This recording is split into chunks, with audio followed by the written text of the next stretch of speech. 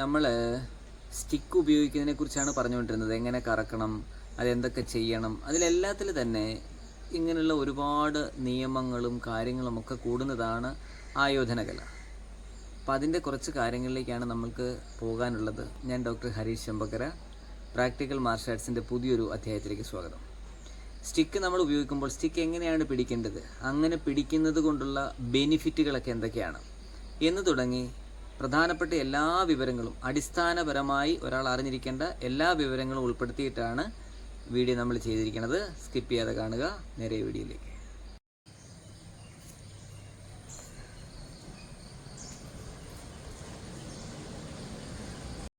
ഒരു സ്റ്റിക്ക് എടുത്തിട്ട് നമ്മൾ ബോ ചെയ്യുന്നത് മുതൽ എങ്ങനെ സ്റ്റിക്ക് പിടിക്കണം, എന്തൊക്കെ ആയിരിക്കണം എന്ന് വിശദമായിട്ട് നമ്മൾ പറയുകയാണ് ഇവിടെ ചെയ്യുന്നത്.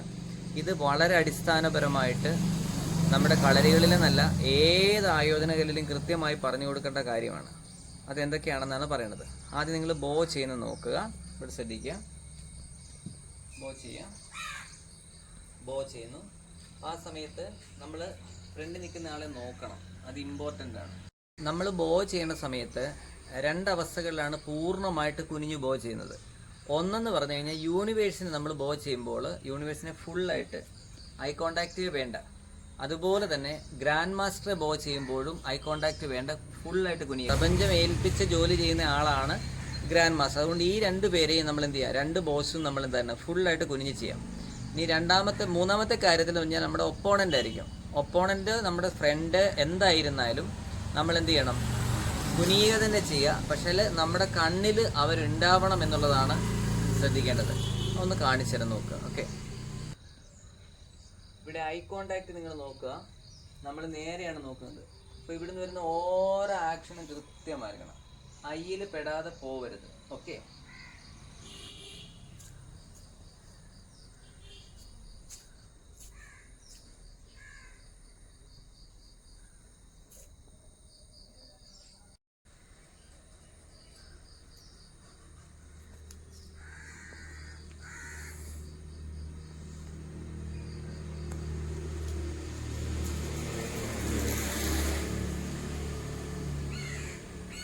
ഇവിടെ ശ്രദ്ധിക്കേണ്ട പ്രധാന കാര്യം, നമ്മൾ ഈ സ്റ്റിക്കിൻ്റെ ആ ഒരു അറ്റഭാഗം ഉണ്ടല്ലോ, അതും നമ്മുടെ തേടയുമായിട്ട് മൂന്നാം കണ്ണുമായിട്ട് സമാന്തര നിലയിലായിരിക്കണം. അതായത് ഇങ്ങനെ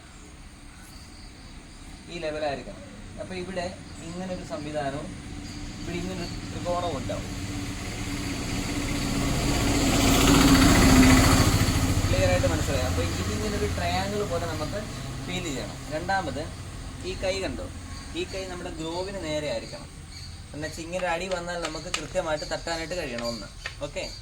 ഇനി രണ്ടാമത്തെ കാര്യം, നമ്മൾ അടുത്തൊരടി ഇങ്ങനെ അടിച്ചാൽ കണ്ടോ, വടി നെഞ്ചോട് ചേർന്ന് വരണം.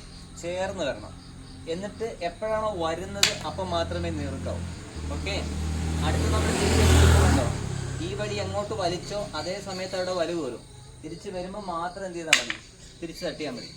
ഇത് വലിച്ചാൽ അവിടെ വലിയണം. കണ്ടോ, ഓട്ടോമാറ്റിക്കലി ദെൻ വലിച്ചു. അത് വലിച്ചാൽ നമ്മൾ താഴേക്ക് വന്നു വീണ്ടും ഗ്രോ ചെയ്യണം. ഇങ്ങനെ തന്നെ ചെയ്യണം. അപ്പോൾ ഏതൊക്കെ ഭാഗങ്ങളിൽ നിന്ന് വരുന്നു എന്നുള്ളതാണ് നമ്മൾ കൃത്യമായിട്ട് പറഞ്ഞത്. ഇനിയുള്ള കാര്യം കണ്ടോളൂ.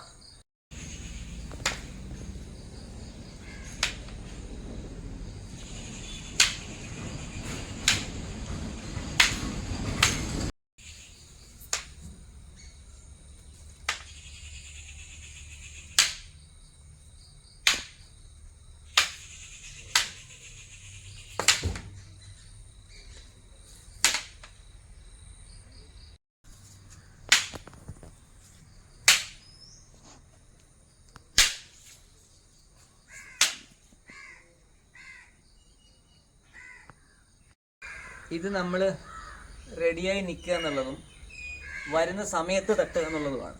തട്ടിക്കഴിഞ്ഞാൽ അപ്പം തന്നെ എന്ത് ചെയ്യണം, പുറകോട്ട് വലിച്ചു നിൽക്കണം. കയറുമ്പോൾ എല്ലാം അങ്ങനെ തന്നെ ഉണ്ടോ. ഇത് നല്ലതായിട്ട് പരിശീലിക്കുകയാണെങ്കിൽ സ്റ്റിക്ക് നമ്മുടെ കയ്യിൽ നിൽക്കും. ഏതടി എപ്പോൾ വരുന്നോ അപ്പം നമുക്ക് ചെയ്യാൻ പറ്റും. ടൈമിംഗ് ആണ് കറക്റ്റായിട്ട് വരേണ്ടത്. ഇത്രയും കാര്യങ്ങൾ ബേസിക് ആയിട്ടുള്ള സ്റ്റിക്കിൽ നിങ്ങൾ ശ്രദ്ധിക്കുക. ബാക്കി കാര്യങ്ങളുമായിട്ട് അടുത്ത വീഡിയോയിൽ കാണാം. നന്ദി, നമസ്കാരം. Thank you so much.